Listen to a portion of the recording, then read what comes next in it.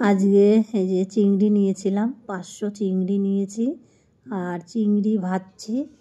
আজকে দুপুরে হবে হচ্ছে মিষ্টি কুমড়ো আলু দিয়ে আর চিংড়ি দিয়ে একদম মানে রসা টাইপের করব। এই যে চিংড়ি মাছ ভেজেছি, তো সিদ্ধার্থ বসে আছে গান শুনছে। ওকে কটা চিংড়ি মাছ দিয়ে আসি, ও বসে বসে খাক, কেননা খুবই কষ্ট লাগে আমি রান্না করছি, ও এসে বসে আছে। মানে কি বলবো, সত্যি এক এক সময় ছেলেটার দিকে তাকালে বুকটা ফেটে কান্না আসে। কি করব, কিচ্ছু করার নেই।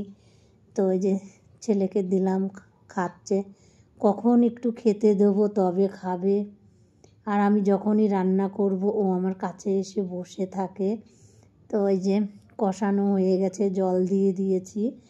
তো চিংড়ি মাছ কটা দিয়ে আমি ঢেকে দেবো। আর রাতের জন্যে আমি এঁচোড় বানিয়ে রেখেছি। তো এখানে তো অল্প একটু কুমড়ো আছে, তো এক তরকারি, তো এই জন্য একটু বেশি তরকারি লাগে। তো দুপুরে আজকে বাইরেই খাবো। তো সিদ্ধার্থ ওখানে যাচ্ছে একটু বাথরুম করতে, তো ছেলের ভাত মাখিয়ে দিয়েছি। তো এখানে আমার ভাত নিয়েছি আর ছোট ছেলেও আসছে। তো এই যে সিদ্ধার্থ ওখানে বাথরুম করে চলে আসবে। তো রাতে আবার আমাদের এঁচোড় রান্না হয়ে গেছে, এঁচোড় চিংড়ি রান্না করা হয়ে গেছে।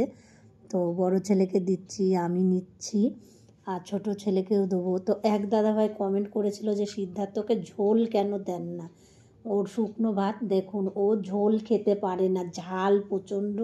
দেখুন তরকারিতে একটু তো ঝাল না দিলে হয় না, তো ঝাল বলে সিদ্ধার্থ ঝোল খেতে পারে না, তাই ওকে বেশি করে আলু দিয়ে সবসময় ভাত মাখানো হয়। তো কেউ ভেবো না যে আমি ওকে ইচ্ছা করে ঝোল দিই না, তা না। আমি আমার ছেলেকে প্রচণ্ড ভালোবাসি, কিন্তু ওর ঝাল লাগে বলেই আমি ঝোল দিই না, আলু দিয়ে দিই। হ্যাঁ, আর আপনিও ভালোর জন্যেই বলেছেন যে শুকনো ভাত ওর কষ্ট হয়, গলায় বেঁধে যেতে পারে, এই জন্যেই বলেছেন। তো যাই হোক, খুবই ভালো লাগলো সিদ্ধার্থকে কেয়ার করার জন্য। তো এই যে রাতের খাওয়া হচ্ছে, ছেলের জন্য মাখিয়ে দিচ্ছি। আর ও এখনও গেছে বাথরুম করতে। তো খাওয়ার আগে একবার বাথরুম করে এসে তবে খেতে বসে, আর না হলে খেতে খেতে ওর আবার বাথরুম পেয়ে যায়। সেই জন্যে সবসময় বলি যে খাওয়ার আগে একটু বাথরুম করে নিবি।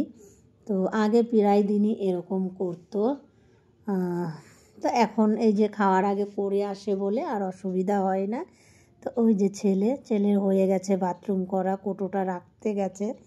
তো এবার আমরা এই সানে বসেই খেয়ে নেবো একটুখানি টাইম, কেননা ও কষ্ট করে আবার চেয়ারে উঠবে। চট দিলে পরেও ঝামেলা, চটেও ও বসতে পারে না, তাহলে আমাকে উঠে যেয়ে পা দিয়ে ধরে দাঁড়িয়ে থাকতে হবে, তারপরে ও বসতে পারবে, তাছাড়া পারে না।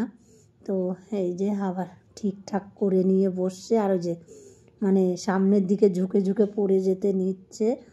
তো এই যে ছেলে খাবে, ওর খাওয়া হলে পরে আর আমরাও খেতে বসেছি, ছোট ছেলে আমি দুজন, আর ও খাবে। ওর মতো খাওয়া দাওয়া হলে হাত মুখ ধুয়ে শুইয়ে দেবো।